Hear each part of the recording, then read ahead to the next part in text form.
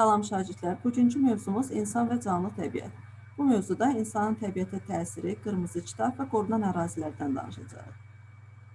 Qədim insanların təbiətə təsiri o qədər də güclü olmamışdır. Onlar yalnız özlərinə qida əldə etmək üçün yeməli bitkilər toplamış və vəhşi heyvanları ovlamışlar.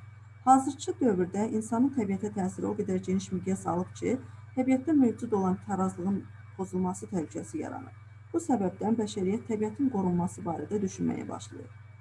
Yer üzərində canlı aləmin sərvətlərinin qorunması üçün 1948-ci ildə Beynəlxalq Təbiəti və Təbii Ehtiyatların Mühafizəsi İttifaqı yaradıldı.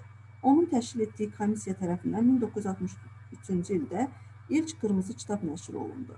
Qırmızı kitab daim fəaliyyət göstərən dövlət sənədi olub, nadir və nəsli kəsilməkdə olan növlərin müasir vəziyyəti barədə məlumatları özündə əks etdirir. Azərbaycanda isə ilk Qırmızı kitab 1989-cu ildə nəşr olunmuşdur. Canlıların nadir növlərinin saxlanması və onun qorunması üçün qorunan ərazilər, qoruqlar, yasaklar və milli parklar yaradılır. Azərbaycanda 9 milli park, 11 qoruq və 24 yasaqlıq var.